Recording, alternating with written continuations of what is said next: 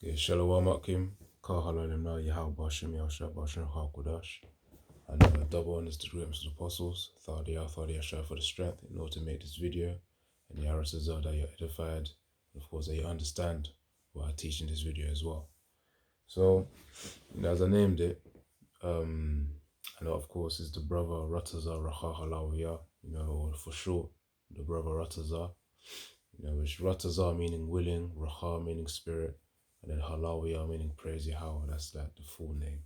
But of course, Rataza for short as well. So, I don't want to speak too loud as well because, family sleeping. But yeah, Ezekiel, what I was going to get prior to this precept, what I was going to mention rather, is that the prophets have their role and Esau plays his also. So Esau plays his role too. His role is to deceive, and the prophet's role, as the title says, of a prophet is to prophesy, to teach, to preach, and of course, prophesy things to come, which we know are written in the scriptures. For example, the prophets are to prophesy the downfall of Babylon, the MOTB, the mark of the beast, which is the chip implant, by the way, in case you don't know that. References Revelation 13, verse 16 to 18. It's also prophesied the pestilences, the famines to come, different forms of judgment onto Israel. Of course, that's in Jacob's trouble, Jeremiah 30 and 7, as well as heathens as well, who will be caught up in that famine and destruction too. The humbling of Esau, Edom, that's part of prophecy too. And many others like that as well. But the point is, those are the major ones that I mentioned that we always focus on.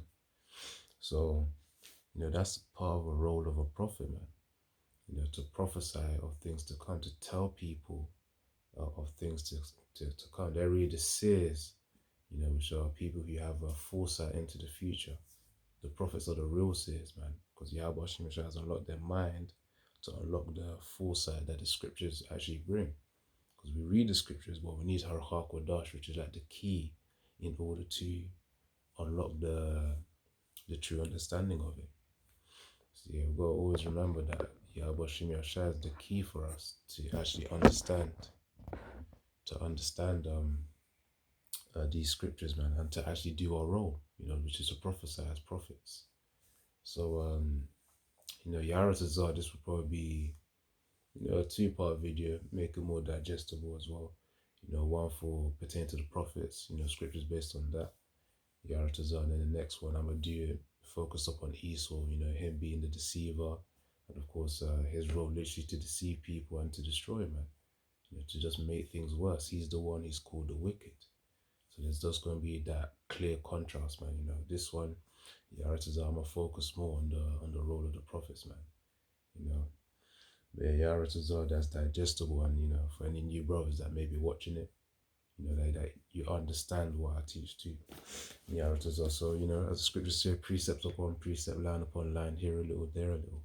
That's how we teach, because you can't just read one chapter and say, okay, let me understand it with just this chapter alone.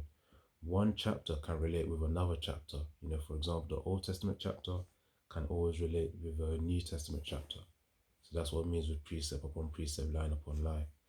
Here a little, there a little. So yeah, let me even try to get that right now. Just quickly before I get the ones that I've already lined up for this lesson.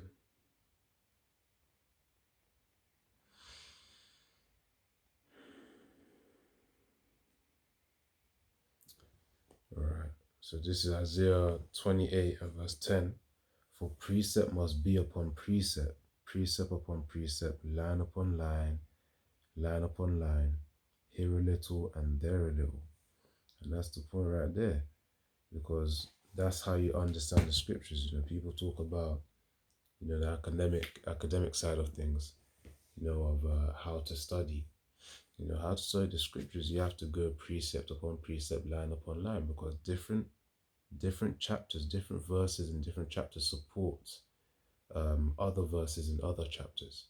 Hence the word precept upon precept, hence the phrase precept upon precept, line upon line.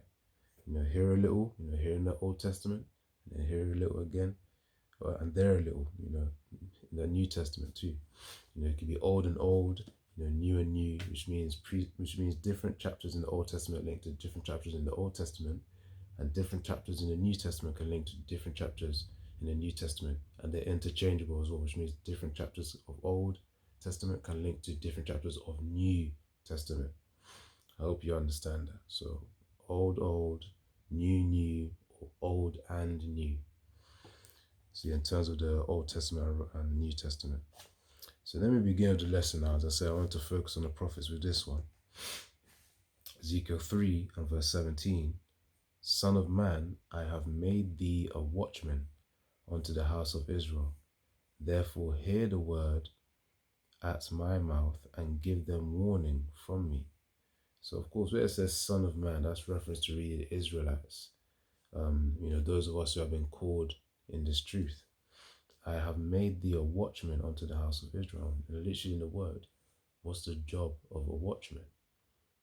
As it says there, watch and then man.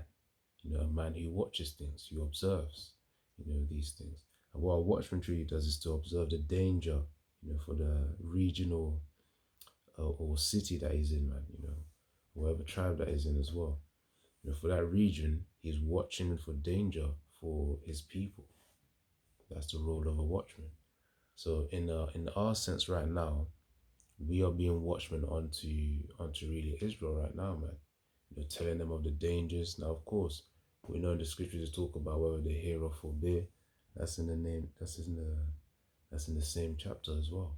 Whether they hear or forbear, you got to preach the word. Let me see if I can even find it quickly. Hold on.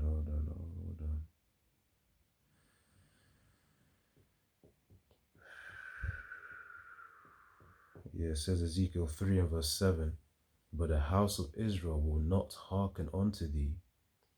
It says, for they will not hearken unto me, for all the house of Israel are impudent and hard-hearted. So yeah, that shows right there that Israel ain't gonna listen. So we're really, when we say we're being a watchman, yeah, it ought to be for the whole of Israel, but Israel's not in a state to be listening. So what we're being a watchman for is really for the elect members. Of Yahweh Hashem Yashai, the 144,000 and the 1/3 mentioned in Zechariah 13, verse 9. And of course, 144,000, Revelation 14, verse 2. So, verse 1 to about verse 2. So that's the point right there, where it says, and back to Ezekiel 3 and 17, Son of man, I have made thee a watchman. So we are observing the times to report to those of whom, of course, are worthy to be brought into this truth, Yahweh Tazah. So with that knowledge as well, that's really our role, to be a watchman. There's different names: watchman, prophet, preacher, teacher as well.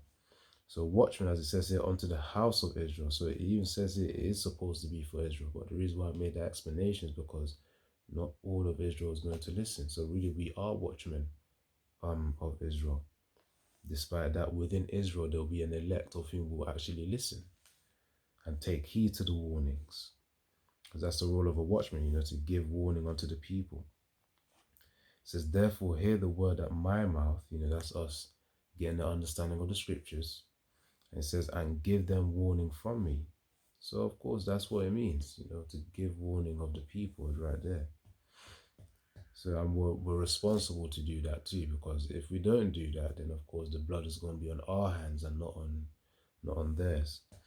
So Ezekiel 3 and verse 18, when I say unto the wicked, thou shalt surely die, and thou givest him not warning, nor speakest to warn the wicked. And it's all about the wicked Israelites of our people. So it says the wicked from his wicked way to save his life. The same wicked man shall die in his iniquity, but his blood will I require at thine hand. So his blood will I require at thine hand. So of course, if a watchman doesn't warn the wicked, then the blood is on the watchman's hand. And we don't want blood on our hands, man, because that's another level of judgment. So verse 19, yet if thou warn the wicked, and he turn not from his wickedness, nor from his wicked way, he shall die in his iniquity, for thou hast delivered thy soul. Simple as that. Once you give the warning, you ain't gotta worry about it because now he's aware of his wicked ways. If he continues, that's his own. Let him be filthy still, as the scriptures in Revelation 22 refers to. So let everyone be the way they want to be. If they want to operate in ignorance, let them operate in that ignorance. And I'm talking about Israelites here. If you may have encountered the truth and have done nothing with it and been willingly ignorant, man. And we've got to thank Yahweh Shemi Shai as well that we've been put in a position to be able to warn the people as well. And also we didn't take the message. We weren't willingly ignorant after hearing the message, man, because the jakes who were out there, only heard a little bit. They were like, no, this ain't for me. But that's obviously their portion, though, so you can't really blame them. Man's goings are of the Lord, isn't it? But yeah, each vessel has their role, so you got to be grateful that, you're hearing this truth, man. You understand it too. You know the names Yahweh, you know the name Yahweh, and you know the name Yahweh Shai, which are your two keys for deliverance. The two foundations. Because the name is necessary, man, as we know, as the apostles always emphasize as well, the names are necessary. That's why they always keep getting on IUIC as well, man. Because they don't preach the names, But of course, for those of us who do preach the names Yahweh, Yahweh, that's teaching the truth, man. So yeah, again, let me get back to the topic of being a watchman, or the role of a prophet. Prophet. That's prophet. So yeah. Now that's Ezekiel 3:17. I'm gonna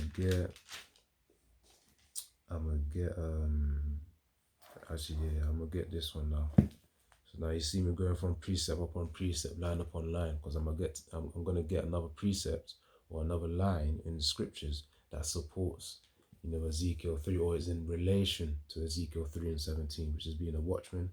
And of course, at the topic of the video goes the role of a prophet. So yeah, this is 2 Timothy 4 and verse 2. It says here, hold on. Yeah, verse 2. 2 Timothy 4 and verse 2.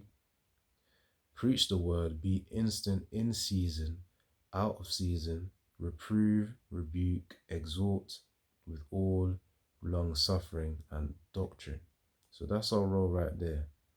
It says preach the word, be instant in season. So you gotta have that vigor, that strength, to preach the word in season, when it's like ideal to do so.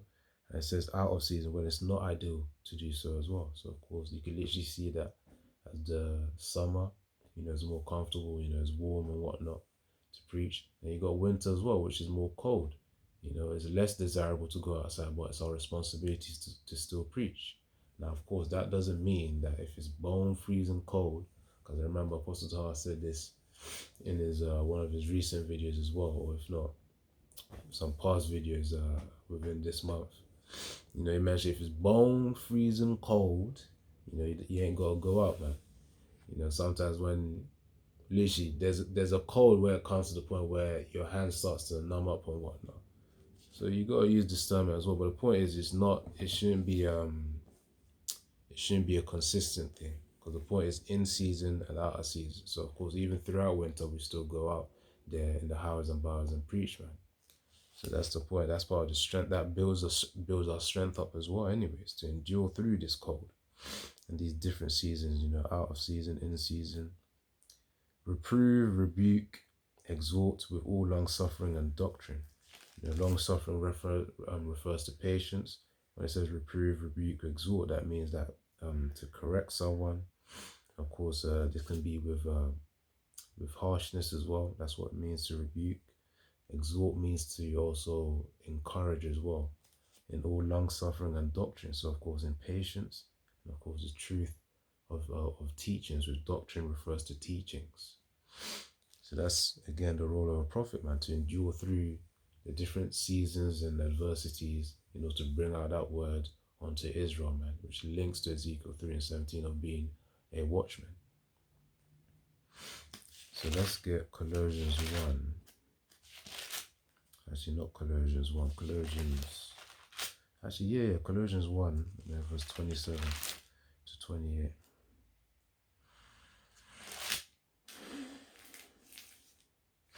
This is Colossians 1, verse 27 to 28. It says, to whom the Most High, hold on.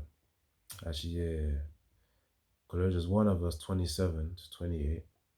To whom the Most High would make known what is the riches of the glory of this mystery among the Gentiles. It says, whom we preach, warning every man and teaching every man in all wisdom, that we may present every man perfect in Hamashiach Yahushua. So it says here, let me go back to 27, to whom the Most High would make known what is the riches of the glory of this mystery among the Gentiles, which is Hamashiach in you, and the hope of glory. So of course the riches of the glory of this mystery, which is obviously the true understanding of the scriptures, it's going to be made known, man. And it says, whom we preach, in verse 28, whom we preach, warning every man. That's talking about Israelites here, because the heathens, this message is not for them. Whom we preach, warning every man and teaching every man in all wisdom, that we may present every man perfect in Hamashiach Yahushua. So of course that's the ultimate goal, to present every man perfect. Now we know we're not all gonna be perfect anyways, because of these vessels that we're in. But we know that we can do what we can to improve and of course help refine a brother, man, when they come into the truth. So that's Colossians 1 verse 27 to 28. I'm going to read verse 26 as well, because I know 27 mentions about the riches of the glory of this mystery. That mystery, let me read verse 26. Even a mystery which hath been hid from ages. So the Most High has hidden it for spans of time. And ages is just, an age is a season of time, a portion of time. And there have been different times, Roman Empire, different empires fell and came on. Greek Empire, Medo-Persian Empire, and so on. It says, and from generations, but now is made manifest to his saints. I'll read it one more time in one go. Colossians 1 and 26, even a mystery which hath been hid from ages and from generations, and now is made manifest to his saints. So of course, his saints is referring to those of whom will be the elect of Yahweh Shem Yashai, which is we always say Yahweh Ratazah, which means Yahweh willing, that we are those men who are going to be the saints. Because we've also been given the understanding of the mysteries, but Yahweh Ratazah, that we are also those men who endure to the end as well. Because you could understand the mysteries for a season and then be kicked out. That's why it's a fearful thing, to be in this truth as well, to be in the truth of Yahweh Shem Yashai. It's a fearful thing to fall in the hands of the Lord. I think that's a precept as well. So that's Colossians 1 verse 26 to about verse 28. Now that's the role of a prophet right there, man. To understand the mysteries, to understand the scriptures, so that they can go and teach and preach. If they understand the scriptures, they also understand prophecies. Hence why they'll be a better watchman. Again, referring back to the first precept, Ezekiel 3 and verse 17. Right, so that's Colossians. Let's get another thing. That was Colossians. I was gonna get okay, let me get, actually, hold on, that'll probably be a good precept. No fun. 2 Timothy 2 and verse 3.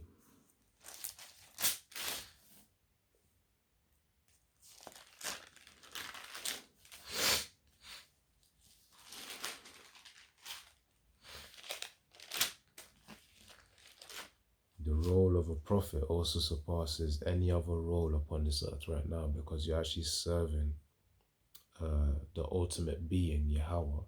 And of course you're serving the one who's second in commandment, the Messiah, the Savior of Israel, of really the elect first and foremost, which is how Israel's going to be saved. It's Yahushua. Yahweh and Yahushua, you're serving the two ultimate beings of all creation. That's Yahweh and Yahushua. And that's the role of the prophet. Despite us looking as though we don't look part of serving the most important role, That's because the world is blinded. That's why they don't perceive this role as as very important. The scriptures say, the wisdom is with the lowly, or wisdom crieth in the streets. Roughly paraphrasing now. That's in Proverbs. But staying on point though, let's get this.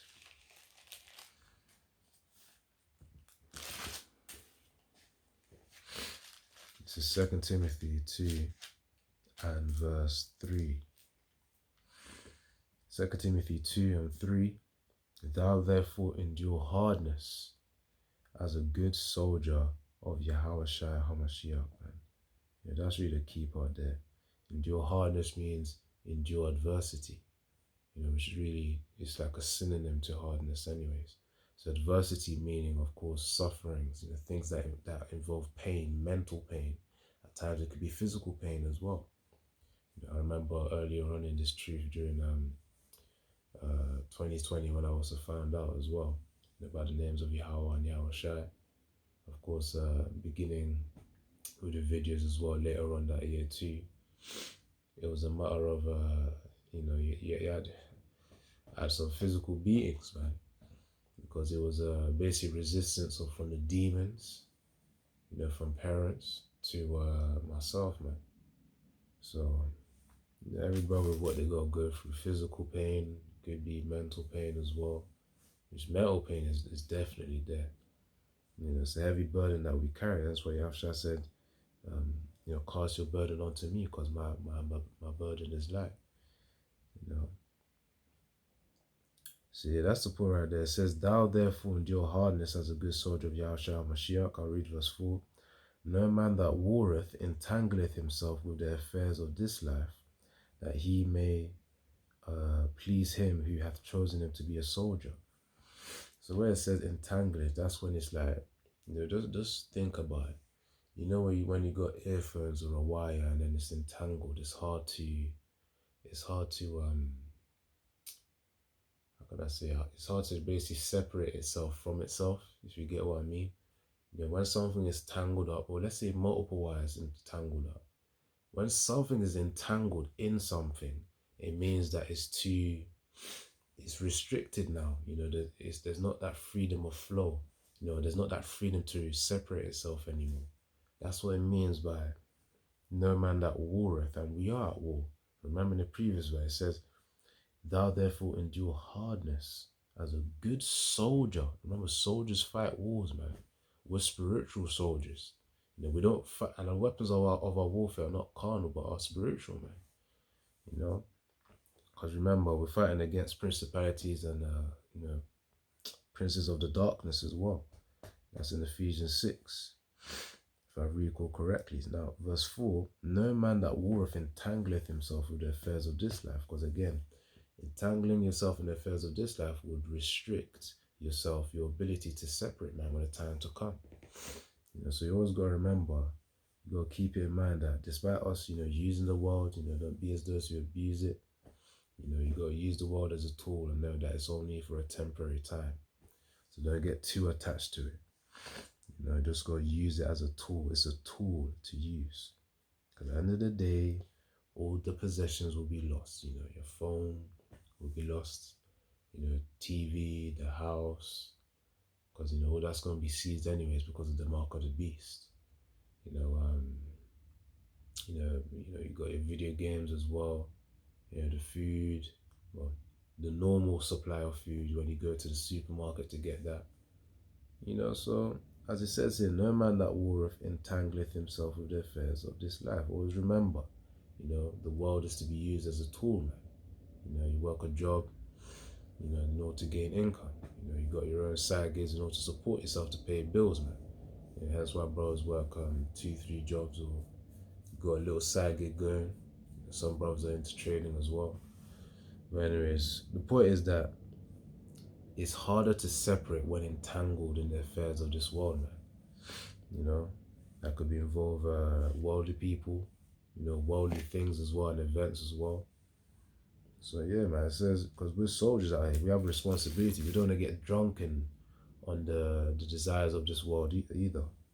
That's why we got to pray to Yahweh Shino for the stability of mind and the wisdom to also handle resources, when we are base and also when we are bound as well, as Paul said. But this pertains to really your ability to separate, because there's literally going to be a separating point when the MOTB comes in. So let me get to the point. So actually, that's really the point. So no man that warreth entangleth himself with the affairs of this life, that he may please him. Because remember, we have a mission here to please Yahweh Shem Yahushua. So we got to keep doing that. We can't let the things of the world, hinder us. That's actually a good sign. If the worldly things start to hinder you, in terms of your production in this truth, your productivity in this truth, then there's something wrong right there, man. So that's a good sign of being too entangled.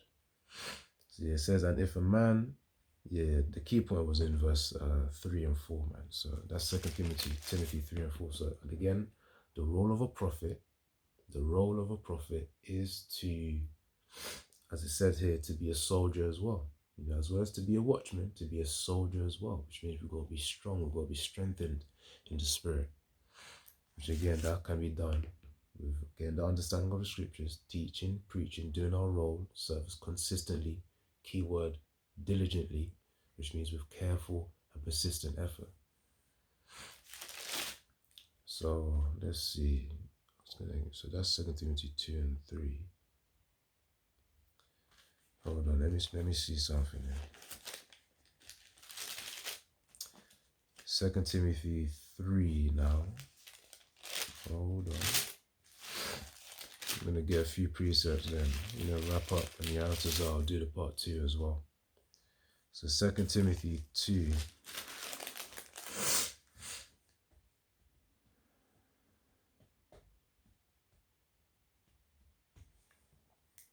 Hold on.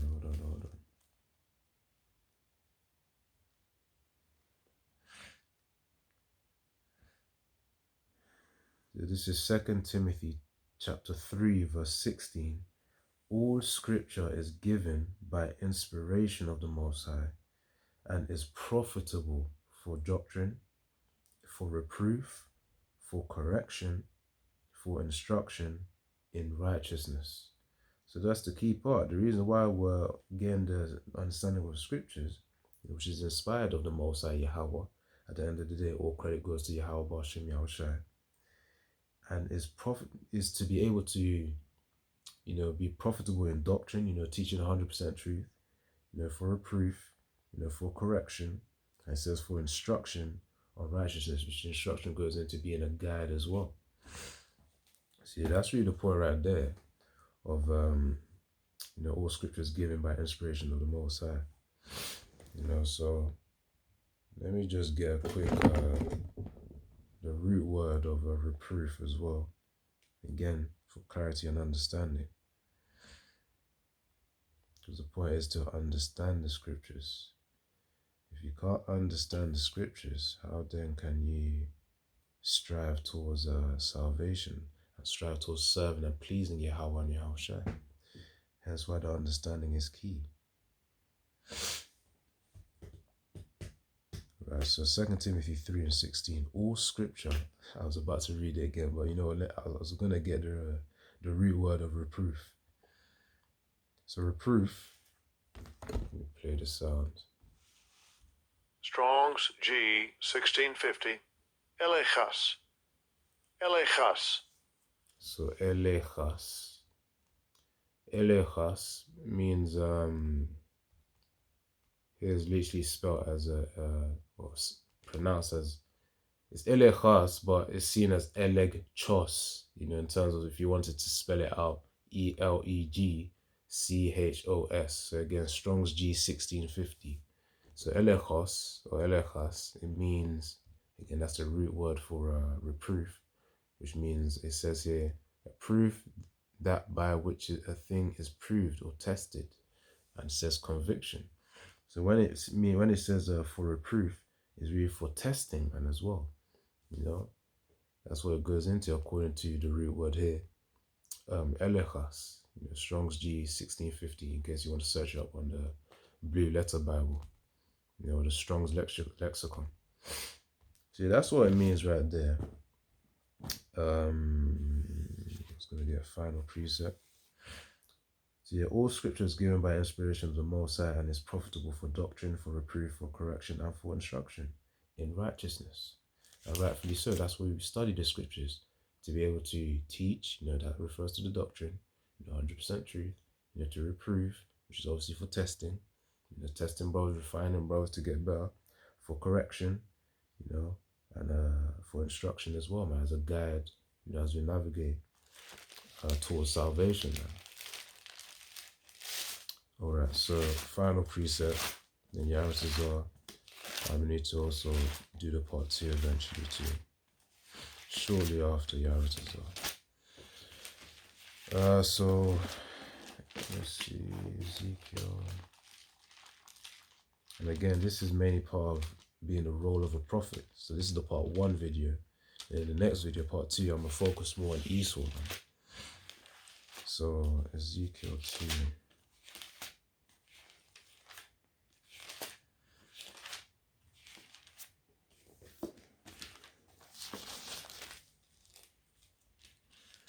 So this is Ezekiel, hold on. Ezekiel 2 and verse 5. It says here, and they, whether they will hear or whether they will forbear, for they are a rebellious house, yet shall know that they... let me read from verse 4, Salakia. So if Ezekiel 2 verse 4, for they are impudent children and stiff-hearted. That's reference to the Israelites. They don't listen. That's what that means. I do send thee unto them, and thou shalt say unto them, thus saith the Lord Yahweh. The Yahweh power. And they said, whether they will hear or forbear, let me read verse 5 again. And they, whether they will hear or whether they will forbear, for they are a rebellious house, yet shall know that there hath been a prophet among them. So they will come to the point, despite them listening or not listening, which is what it means to hear or forbear. Whether they listen or not listen, nevertheless, they're going to realize, everyone's going to realize a prophet has been among them. So that realization will be that, oh, damn, what this guy's been saying about famines coming, pestilence is coming, America's going to be destroyed. We could already see the downfall of the dollars flipping crashing. We've seen the signs. We had flipping, we had that demic that happened, during 2021. People were fearful of the juice. You know what I mean when I say that, So when people see these signs, when Israel sees these signs, then they will know a prophet has been among them, man. So that's really the point, Akim. Yaris is on the next video. I'm going to talk about the role of Esau Edom, which is to deceive. So I'm going to end off there. Shalom. Kahalaim la Yahweh Hashem Yashab Hashem HaKodash. I'm double on Instagram and apostles. Thadia Shah for the strength in order to make this video. And Yahweh Ratazah, which means Yahweh willing that you also understood this video, for those new brothers that are here, man. Whenever that they do come in. So yeah, Shalom, which means peace also. So it means peace. Shalom means peace. Shalom.